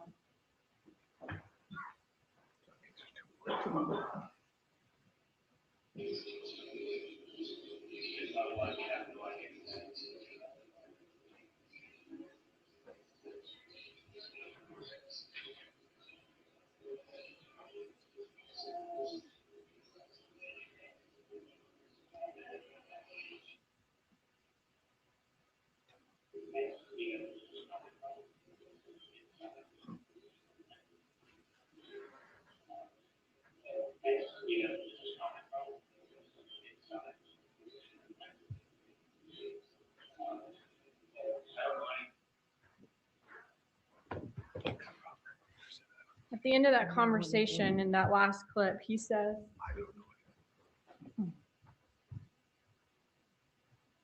he said, you know who this is coming from? The inside. What did you understand that to mean? I didn't understand what he was talking about. He keeps saying it has nothing to do with me. He's giving scenarios and you're misinterpreting it, and I can't remember because that was from 2014. Okay, I didn't ask. Did you hear him say, you know who this is coming from, the inside? He's saying that, but he's not saying it toward, like, he's not implying me directly. What did you understand that to mean? I didn't know. Okay, so not the inside circle, you, him, Tato Tudo, of who knew how this murder went That's down? what I'm saying. You keep implying these things, and that's not, you're taking it out of context. And I know that looks bad now with everything that we've been hearing, but it's obviously it didn't make me like, oh my God. Like I said, I didn't run out of there and think it was a big deal. He chose you for a reason, though, right? You were the person that Apparently. he chose to take care of this. I mean, I know you're saying you don't know today, but we heard you on the wiretap call. In that call, you say, I fuck up bitches for no reason. You say, this guy is going to have a big ass problem. I am the wrong person to, God forgive him that he said the wrong fucking name. Now this is my business. You Yes. said that, right? Yes, ma'am. And that's taken out of context as well. Well, you were I was pretty angry by that. Yeah. I'm sure you were angry. You were pretty tough in those calls, though. You were somebody who knows how to take care of things, somebody who people shouldn't mess with, weren't you? You should have played all the other calls as well. You just, one little call that I was so upset already. He's been annoying me with this different scenarios Right. for all the other calls. Today, And I was, you're pretending not to be that person. You just don't know anything about anything, didn't ask any Judge, questions. Objection. Improper question. She's pretending to be someone today. All right, else we'll strike the question. Ask another question. Today, you're saying you don't know anything and you didn't ask any questions, right? yes, ma'am. Why were you talking in code on the wire? I guess that's what everybody's implying is code. I know I made a comment saying like, I'm so tired of this code shit or whatever because I'm either around my coworkers, I'm around my children, I'm around other people. Oh my God, she's so bad. Hey, Miss Martha. So he's probably around his coworkers. You told Sigfredo Garcia that Ethan's clothes cost $65.70, right? Yes, ma'am. Those were actually the last four digits of the undercover phone number. That was a code, right? And I just did not want to say it over the phone, somebody's phone number, because I was either at work or I don't know where I was. Why would giving a phone number cause an issue for somebody at work or one of your kids? He's trying to call some number that they want me to figure out if it's somebody blackmailing their family. Why would I say that phone number out loud? Right, but you're not saying the whole story. You've already told Garcia the story when you're at home. On the phone, you're just giving him the number. Why couldn't you just say the number? I just said it that way. You didn't say the number because you were afraid law enforcement might be listening and you knew exactly what it was about, right? Why would I think they were listening? I wouldn't use my phone. All right, you say that, you said that you got a burner phone, and you got a burner phone the day after the police went to his job, right? I To never interview got him? the burner phone. I said Sigfredo got the burner phone before he got arrested. Didn't you think it was crazy that Garcia wanted you to use a burner phone?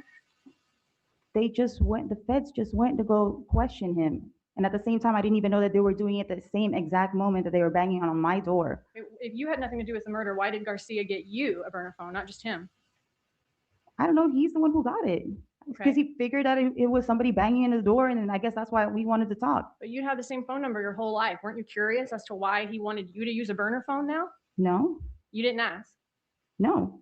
The feds just came to his job. Okay. And after getting the burner phones, you fled your home. I never fled. You never stayed at your home again. I packed up my stuff a couple days after, but my family You wanted. had someone pack up your stuff. No, I packed it. If they had the cameras over there, they would have seen that I went there. I packed my stuff, and then I had one of Sigfredo's guy friends to go do the U-Haul for me because I can't lift anything. You said that you had no idea that this murder of Dan Markel occurred that summer of 2014, right? Yes, ma'am. Okay, so Sigfredo Garcia never, where did he say that he was going when you took him to the comfort rental car? I never took him. Okay.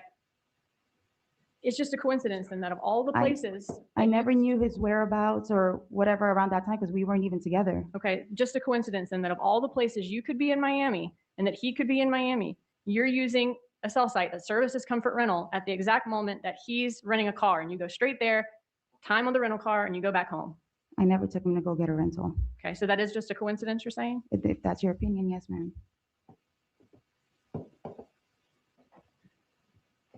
And he was also in that rental car as soon as he got back from that trip to Tallahassee. That was outside of your apartment, right? They had that The car, GPS ping? yeah, the GPS ping on that parking lot, but that parking lot, other people live there. Okay. Did you ever see him in the rental car? No, I did not. Okay. And you went right back to that area later that day? Right back to what area? To the area of comfort rental car. And you weren't taking the car back with him? No, I did not. I never took him to get a rental. What about when the Prius was at your house the night before the Tallahassee trip? Did he mention either of those times that he's at your house right after the June trip or right before the July trip, where he was going and what he'd been doing? I never even knew that the Prius car was in the parking lot.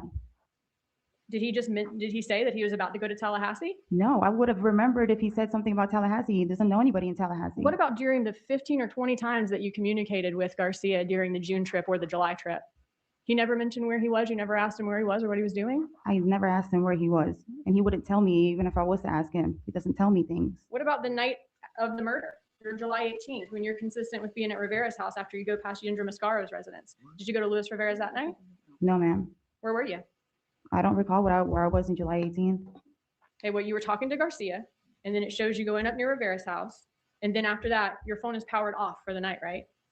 And that's when you go spend the night at Charlie's? I don't know what happened in July 18th. That's what it's saying on the pings or whatever. Well, you told your attorney when she was asking questions, you did spend the night with Charlie that night, right?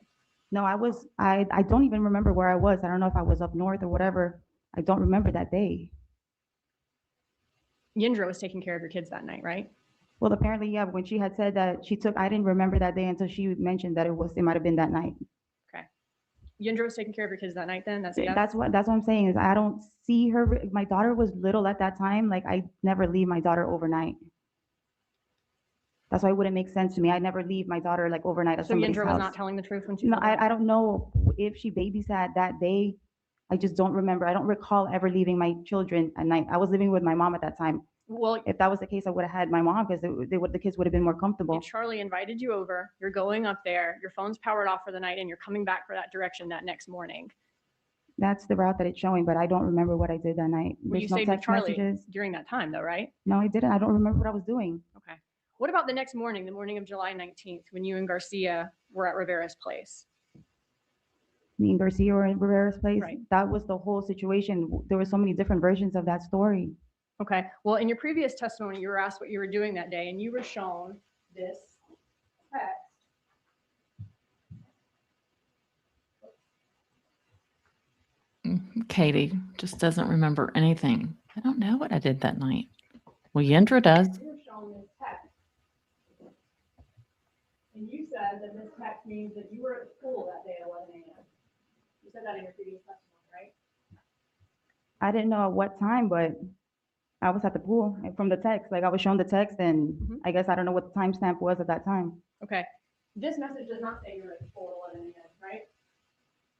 It says you just got back from the pool at 4:54 p.m. Yeah, but what time did I go to the pool?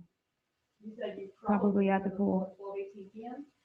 Okay, so So you were not at the pool at 11 a.m. like you said in your prior testimony. but when I was shown that, I'm pretty sure it had like a timestamp or something on it. I don't know why it said 11 at a specific time. Because you were Improper impeachment, Judge. That's not what she said in 2019. Okay. If we could look at page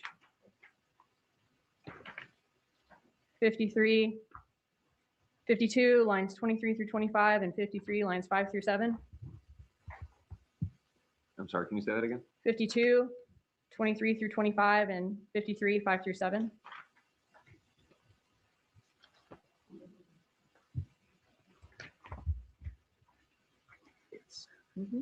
Objection, improper impeachment.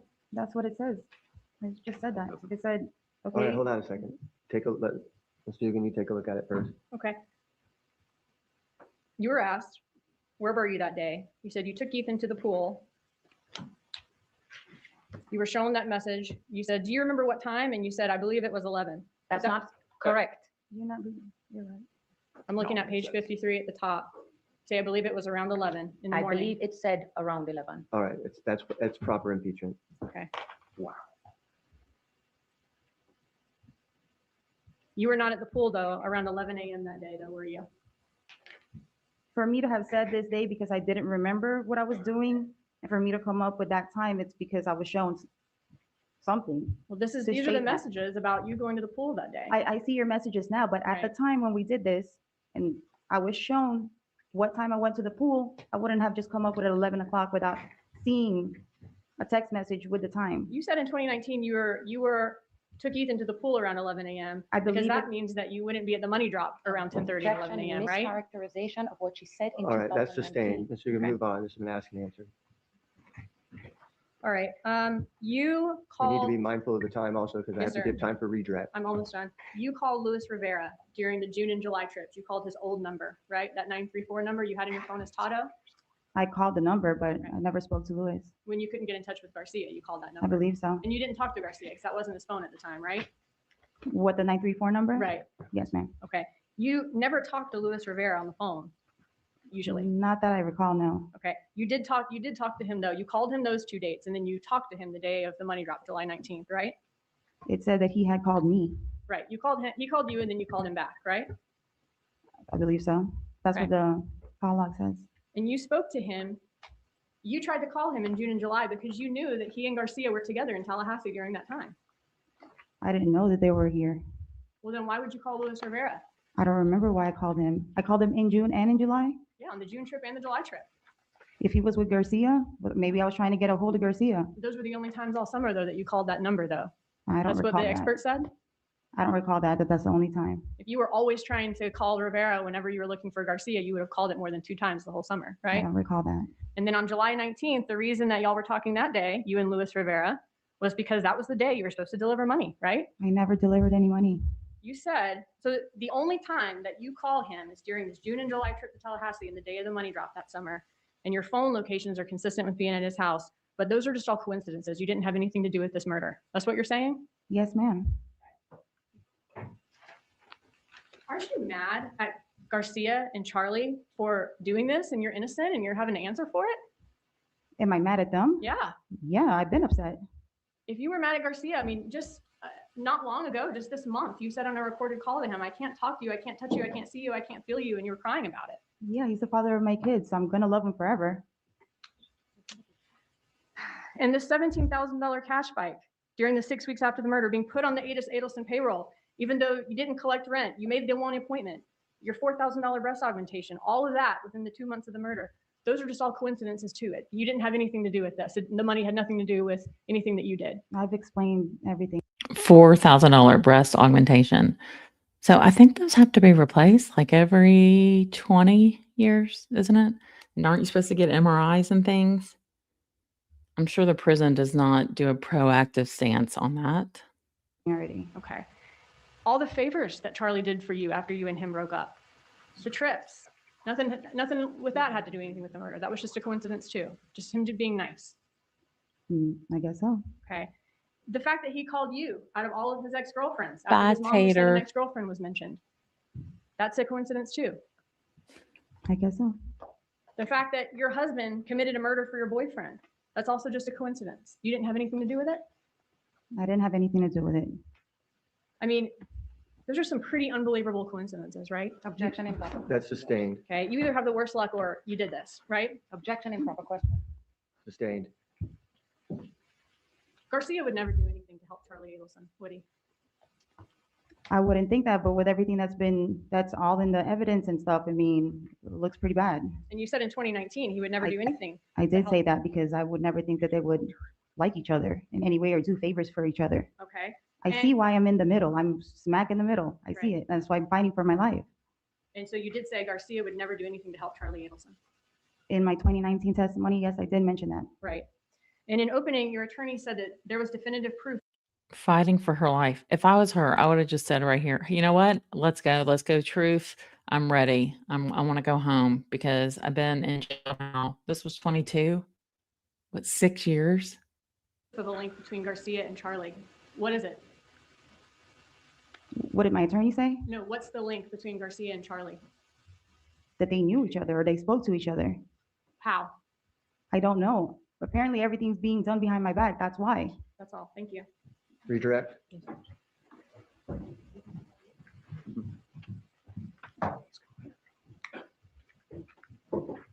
Ms. Magbanua, Yes, ma'am. let's talk about your memory. Yes, ma'am. All right. All right. I'm just going to end it there. We don't need to hear Tara. That was enough. We're at 2 hours. But thank you all. And have a good one. Be safe out there on the YouTube streets. And just always ask for receipts. Y'all have a great one. See you soon. Bye. I'm Leslie B, justice seeker, story keeper, and we're still watching, waiting for justice.